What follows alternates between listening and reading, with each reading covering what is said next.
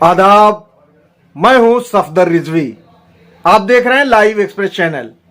आपसे गुजारिश है इस चैनल को सब्सक्राइब करें, लाइक करें, शेयर करें और कमेंट करें। अब देखें एक अहम खबर। आजकल पूरे देश भर में, खासकर उत्तर प्रदेश में वक्फ घोटाले की बड़ी चर्चा हो रही है। और ये वक्फ का घोटाला उस समय चर्चा का केंद्र बन रहा है जब मंदिर का घोटाला पूरे देश भर में चर्चा का विषय बना हुआ है। यहां तक कि संसद में भी इस घोटाले की गूंज सुनाई दे रही है। हम बात करेंगे वक्फ घोटाले को लेकर वक्फ मामलों के अल्लामा कहे जाने वाले जमीर नकवी साहब से। जमीर साहब, ये वक्फ घोटाला की जो चर्चा हो रही है, ये क्या बात है कि इस समय इस मौजू को उठाया गया है, जबकि वक्फ बोर्ड में घोटाला पिछले 10 साल से हो रहा है। और अगर देखा जाए तो पिछले 5 साल से, यानी जब से वक्फ बोर्ड के चेयरमैन मौलाना कल्बे जवाद के दामाद अली जैदी बने हैं, तब से ये चर्चा बहुत तेजी से है कि वक्फ बोर्ड बर्बाद हो गया, वक्फ बोर्ड कंगाल हो गया। इस पर आप क्या कहना चाहेंगे? देखिए, इन सारे घोटालों के, अगर आप घोटालों की सुई देखिएगा तो ये सारी सुइयां सरकार की तरफ निशानदेही कर रही है। क्योंकि ट्रस्ट बना है, उसमें बहुत ही विश्वास पात्र जो आदमी था उसे प्रधानमंत्री ने नियुक्त किया, योगी आदित्यनाथ जी ने जो नियुक्त किया है। उसी तरह से वक्फ में जितने चेयरमैन हुए हैं या मौजूदा चेयरमैन है और सीईओ है, ये सब भी गवर्नमेंट के लोग हैं। भाई, भाजपा सरकार, इससे साबित होता है कि भाजपा सरकार जो है ये पूरे तरीके से संगठित होकर के प्री प्लान सारे औकाफ में घोटाला कर रही है और सारे ट्रस्ट में घोटाला कर रही है, चाहे वो मंदिर हो या वक्फ के संपत्तियां हो, सब में खुला हुआ घोटाला है। जमीर साहब, आपने एकदम साफ कर दिया है कि जो घोटाला हो रहा है वो जिसकी सरकार है उसके तहत हो रहा है। आपका यही कहना है ना कि अगर पिछले 5 साल से घोटाला हो रहा है तो उत्तर प्रदेश में योगी आदित्यनाथ की सरकार है और उनकी देखरेख में सारे बोर्ड चल रहे हैं। और बोर्ड में जो चेयरमैन बनाया गया उन्होंने बनाया है, बोर्ड में जो मेंबर नियुक्त किए गए हैं उन्होंने नियुक्त किए हैं।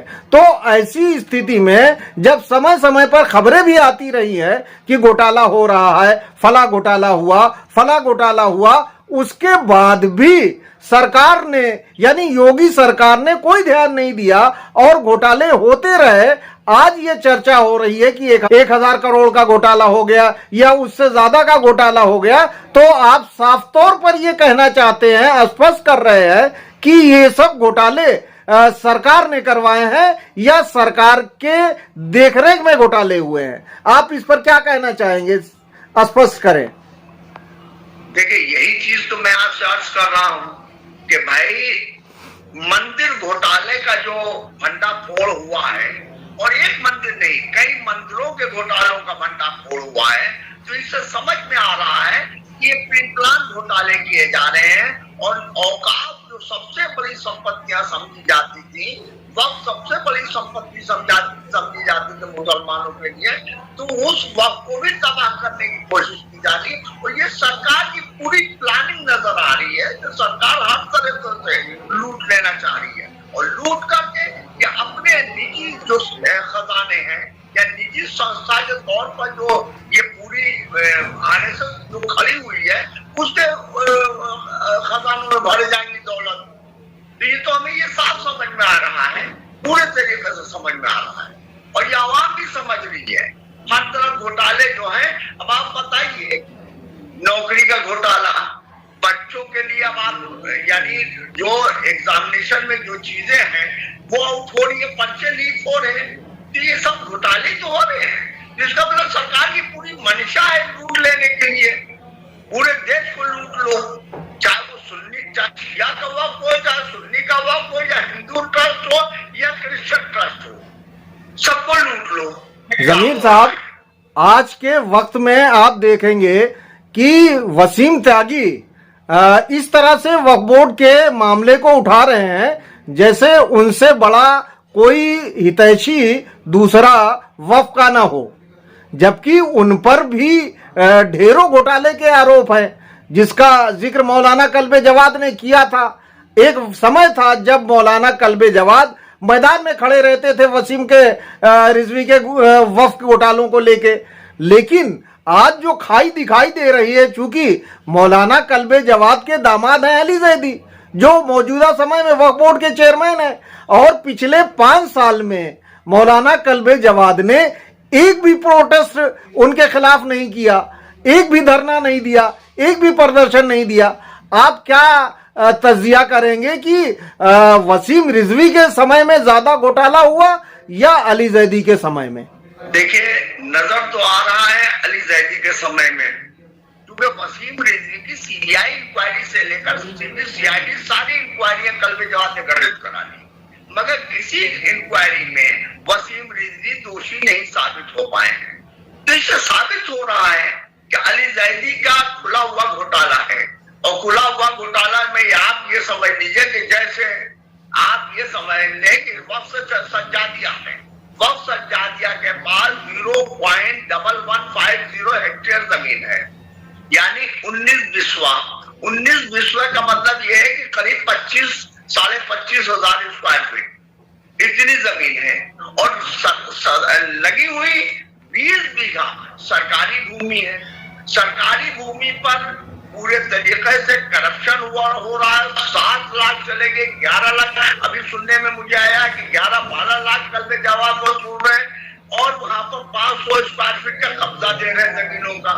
तो आप हमें ये बताइए कि जैसे कोलंबिया स्कूल तक को कब्जा दिया, मैंने इसकी खुली हुई सरकार ने शिकायत की, सरकार ने कबूल किया, रिपोर्ट मेरे पास कमिश्नर की है, रिपोर्ट मेरे पास डीएम की है, सब ये कबूल कर रहे हैं कि भाई ये सरकारी जमीन है। यहाँ तक के सरकारी जमीन होने के बावजूद होते हुए बाकायदा 2 लेखपालों ने थाना करोड़ा में एफआईआर कराई है।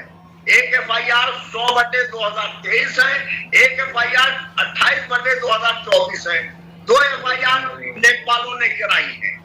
इसके बावजूद आज तक ना कोई गिरफ्तारी हुई है, ना उसके ऊपर कोई कार्रवाई आगे बढ़ी है। तीसरा आप समझ लें कि बाकायदा वहां पर सील की गई बिल्डिंग के बाद से खोल दी गई बिना किसी मुकदमे के। मुकदमा जो चल रहा है आपके एलडीए कोर्ट में, तो अब तक 65 डेटे पड़ चुके हैं, 60-65, और अभी तक कोई निस्तारा नहीं हुआ है। जब मैंने एलडीए की फाइल देखी तो फाइल का जब मुआयना किया तो वहां सरकार का कोई पक्ष नहीं है, सिर्फ वक्फ बोर्ड का पक्ष है। तो इसका मतलब यह है कि वहां पर भी यानी सरकार की मंशा के मुताबिक लूट हो रही है। भाई डीएम ने रिपोर्ट दी है, कमिश्नर ने रिपोर्ट दी है, सारी रिपोर्टें हैं, तो ये रिपोर्ट आखिर उस कोर्ट में क्यों नहीं लगी है, एलडीए कोर्ट में? तो मैं तो हैरत में पड़ गया कि एलडीए कोर्ट में कोई भी सरकारी दस्तावेज नहीं है। तीसरे बताऊं, इसी जमीन को लेकर के कल्बे जवाद के ऊपर आरसी काटी है सरकार ने, यानी एसडीएम सदर के तरफ से तहसीलदार ने, एलडीए के तहसीलदार ने आरसी जारी की 12,34,65,300 रुपए की। आज तक वसूली का कोई पता नहीं है। मैंने इतनी बार लिखा पड़ी कि उसकी जानकारी मुझे नहीं दी जा रही है। तो इससे क्या समझा जाए? इससे तो यही समझा जा रहा है कि पूरे तरीके से सरकार जो है वो इन लोगों के लिए एक तरीके से सिपर बनी हुई है, पूरे तरीके हिफाजत का पूरा कुंडा बना हुआ है, यानी लालटेन का वो शीशा सरकार बनाए हुए है कि इनके तक हवाएं ना पहुंचे। आपने बहुत ही स्पष्ट लफ्जों में साफ कर दिया। वही बात आपने कही जो वसीम रिजवी इस वक्त कह रहे हैं, और शायद उनकी मजबूरी है। जो बातें कह रहे हैं वो अपरोक्ष रूप से यानी इनडायरेक्टली सरकार से को कटघरे में खड़ा करना चाहते हैं, योगी सरकार को खड़ा करना चाहते हैं। इसीलिए वो घोटालों का जिक्र कर रहे हैं, क्योंकि घोटाले जो हुए हैं वो अंततः सरकार उसके लिए जिम्मेदार है। आपने जैसा कि कहा कि आरसी कटी हुई है, आरसी कटे हुए भी हमारे ख्याल से 2 साल से ज्यादा समय हो चुका है, लेकिन सरकार का कोई कार्रवाई न करना, इससे साफ है कि सरकार चाहती है कि घोटाले होते रहें। आप इस पर एक छोटी टिप्पणी दें।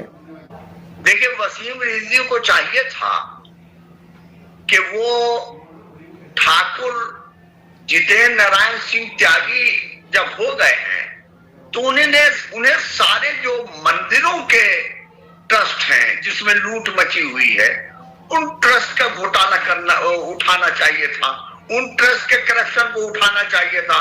मगर ये उल्टे जो मुस्लिम औकाफ है उनके ट्रस्टों की आवाज उठा रहे हैं। तो ये इस मोहब्बत में नहीं है, इनको मोहब्बत नहीं जागी है। ये सिर्फ ये है कि चूंकि इनके गुरु जो हैं वो चंपत राय हैं, चंपत राय ने इनका धर्मांतरण कराया है और ये चंपत राय के शिष्य हैं। चंपत राय मंदिर घोटाले में राम मंदिर ट्रस्ट में फंस गए हैं।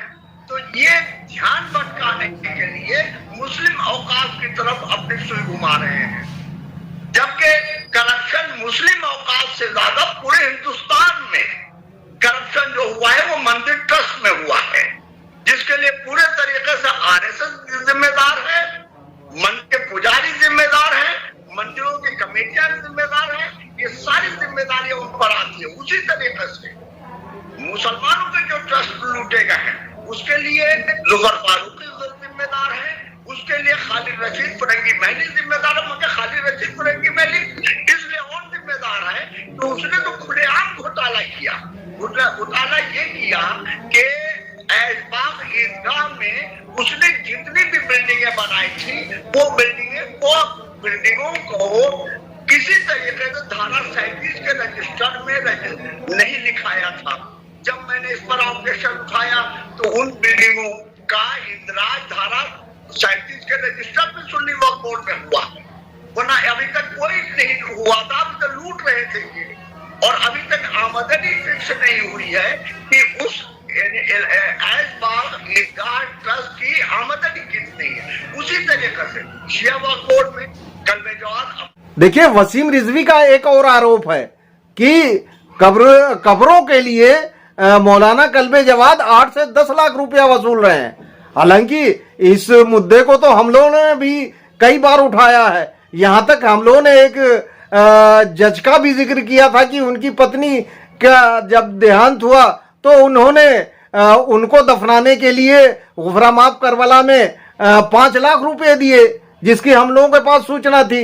आप इस पर क्या कहेंगे कि मौलाना कल्बे जवाद जो पैसा ले रहे हैं वो रसीद तो किसी को दे नहीं रहे हैं वो, और आज इसीलिए वो सीना चौड़ा करके मौलाना सैफ अब्बास से कह रहे हैं कि रसीद दिखाओ, या जो भी आरोप लगा रहा है वो रसीद दिखाए। जबकि अली जैदी से जब ये पूछा गया, जब वो नए नए चेयरमैन बने थे, कि कब्रों के लिए जो है लाखों रुपए लिए जा रहे हैं, तो अली जैदी ने ये बात स्वीकार की थी कि लाखों रुपए लिए जा रहे हैं, लेकिन कब्रों के लिए नहीं, वो डोनेशन के लिए लिए जा रहे हैं। आप इस पर क्या कहेंगे? देखिए, कल्बे जवाद के सभी चचाजाद भाई कल्बे सुल्तान नूरी साहब ने भी कुछ अरसा पहले इस बात को कबूल किया था कि गुफरान माम में 3-3 लाख और 4-4 लाख कब्रों के लिए जा रहे हैं। अब वो तो घर का सबूत है, घर का गवाह है। मगर अब आप ये बताइए कि सैफ अब्बास भी घर के गवाह हैं, क्योंकि ये भी वहां के दामाद होते हैं। इन्होंने भी जो राज फाश किया है तो वो भी सोचने वाला है, क्योंकि ये घर के लोग हैं जो घर का भेद खोल रहे हैं। घर का भेद ही लंका ढाए, तो ये घर के लोग हैं जो पूरे तरीके से सामने आ रहे हैं। अब ये देखिए, गवर्नमेंट के पास एजेंसीज हैं, ईडी है, इनकम टैक्स है। आखिर ये लोग क्या कर रही है?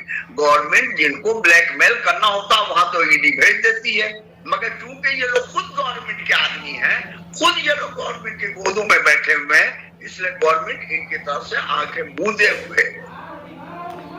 जमीर साहब, एक सूचना है जो अपुष्ट है, और बताया जाता है कि गुफरा माप का जो अकाउंट है उसमें 9 करोड़ से ज्यादा रुपए हैं। अब सवाल उठता है कि 9 करोड़ रुपए अगर हैं उस अकाउंट में तो ये कोई चंदा तो इतना ज्यादा दे नहीं रहा है कि गुफरा माप में डेवलपमेंट के लिए लोग चंदा दे रहे हैं। तो ये भी रकम, इतनी बड़ी रकम कहां से आई, ये भी जांच का विषय है। अब एक सवाल ये उठ रहा है कि चूंकि वक्फ बोर्ड का गठन होना है, नया वक्फ बोर्ड बनना है, इसलिए भी हल्ला हंगामा चल रहा है। और ऐसी खबर सामने आ रही है कि मोहसिन रिजवी जो पूर्व मंत्री हैं उन्हें वक्फ बोर्ड का चेयरमैन बनाया जा सकता है, जबकि उन पर भी हमारे ख्याल से घोटाले और जमीन को के साथ खुर्दबुद करने का आरोप है। आप इसे पूरी तरह से स्पष्ट करें। देखिए, जहां तक मोहसिन रजा का सवाल है तो ये मैंने भी उठाया था, वक्फ बोर्ड में दस्तावेज भी मौजूद है। वसीम रिजवी ने अपने कार्यकाल में मोहसिन रजा के खिलाफ धारा 52 का नोटिस जारी कर दिया था। धारा 54 भी हुई थी, क्योंकि इन्होंने खुद अपना जो आबाई वक्फ है आपके मोहान का, उसको सफीपुर का आबाई वक्फ है, इन्होंने सफीपुर के वक्फ को बेच दिया। वो सारे दस्तावेज मेरे पास भी है, वक्फ बोर्ड में भी दस्तावेज है।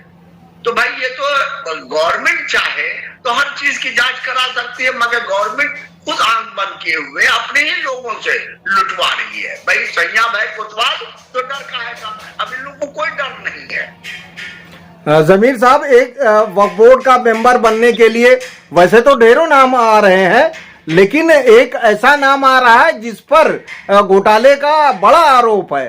वो नाम है कैसर बाकरी का, कि कैसर बाकरी के नाम पर भी लोग सिफारिशें कर रहे हैं। आप इस पर क्या कहना चाहेंगे? देखिए, मैंने आपसे क्या कह दिया है कि सैयद है कोतवाल तो डर खाएगा। भाई आप ये बताइए, अगर कहीं पर कुछ लूटना होता है तो आप माहिर डकैतों को तो जमा करेंगे, उन्हीं की तो फौज लाएंगे, शरीफों की तो फौज खड़ा नहीं करेंगे किसी को लूटने के लिए। तो भाई ये भी सरकार की मंशा है कि जिसके ऊपर जितना बड़ा आरोप है, जिसके खिलाफ धारा 52 की कार्रवाइयां हुई हैं, जिसके खिलाफ सारी सबूत है, आप उन्हीं लोगों को बनवा पे लूट लीजिए। हम लोग भी आंख बंद किए हुए हैं, कर सकते हैं इसमें। भाई आंख खोले में हम तो देखिए, एक बात सुन ले, हमने आपने तो ये ठान रखी है, कोई भी आए नाम चले तो यहां से लेकर हाई कोर्ट और सुप्रीम कोर्ट तक बजाऊंगा, अवाम तक आगाह करूंगा। कब तक के तुम लोग ये सब करोगे, लूटो। जमीर साहब, आपने सीधे सीधे कैसर बाकरी को डकैत कैसे कह दिया? क्या आपके पास कोई प्रमाण है? भाई मैंने आपसे एक बात कही है कि चाहे मोहसिन रजा हो, चाहे XYZ कोई भी हो, मैंने क्या कहा है कि सबके प्रमाण मेरे पास मौजूद है। मेरे पास छोड़ दीजिए, खुद शिया सेंटर वक्फ बोर्ड के पास है, खुद शासन के पास है, और इसके बावजूद शासन के लोग अगर आंख में बंद करके ऐसे लोगों को बनाएंगे तो जाहिर है हम विरोध करेंगे, पूरे तरीके से विरोध करेंगे। जमीर साहब, आखिर में आपसे यही सवाल कि जो भ्रष्टाचार के मामले इस वक्त उठ रहे हैं उसे लेकर सरकार को क्या करना चाहिए? देखिए, सरकार, आप ये देखिए कि आए दिन सरकार जुर्म के कैटेगरी में खड़ी होती चली जा रही है, चाहे वो जेनजी वाले हों, चाहे XYZ कोई भी हो। यानी अब आप ये समझ लीजिए कि बच्चा बच्चा सोशल मीडिया पर गालियां बक रहा, ये सोच ली कि गुबार फट के गुब्बारा जो है लोगों के गुबार का गुस्से का बाहर आ गया, बच्चों के मुंह से यानी ये चीजें बाहर आ गई हैं कि जो बच्चे गली गली गाली दे रहे हैं। अब इससे ज्यादा शर्म की बात क्या होगी? ये बहुत ही सभ्यता और संस्कृति का, मर्यादा का, यानी मर्यादा पुरुषोत्तम रामचंद्र जी का ये देश है, ये मुल्क है, तो सबकी मर्यादा तो खंडित कर दिया पार्टियों ने। किसको दाम के नाम पर घोटाला हो, चाहे अल्लाह के नाम पर घोटाला हो, चाहे लोगों के नाम पे घोटाला हो, सारे घोटालों का पिटारा तो सरकार लिए बैठी हुई है। सरकारी चयनित कर रही है कि किसको बनाया जाए किसको नहीं बनाया जाए। अरे सरकार रोकना चाहे तो आप अच्छे अच्छे को उठा करके ईडी भेज देते हैं, सीबीआई भेज देते हैं। अरे यहाँ पर भी कोई सीबीआई लगा दो भाई, यहाँ पर भी कोई आईडी लगा दो, यहाँ पर भी तुम इनकम टैक्स लगा दो। जितने मुतवल्ली हुए उनकी जायदादें चेक कर लो, उनके मकानात का तुम वो ले लो कि कितने किसके पास कितने मकानात हैं, लोगों ने क्या क्या बना रखा है, लोगों की आमदनी पहले क्या थी और मुतवल्ली बनने के बाद क्या हो गई, चेयरमैन बनने से पहले क्या थी, चेयरमैन बनने के बाद क्या हो गई।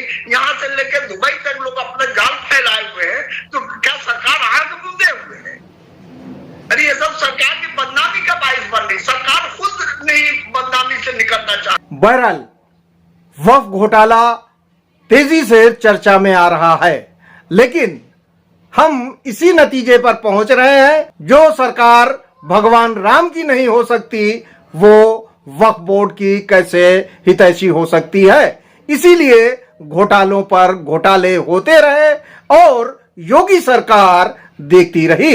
हम अपनी गुफ्तगू यहीं पर खत्म कर रहे हैं, ये कहते हुए कि योगी सरकार को अब से अपनी नींद तोड़नी चाहिए और जो घोटाले हुए हैं उनकी जांच करानी चाहिए।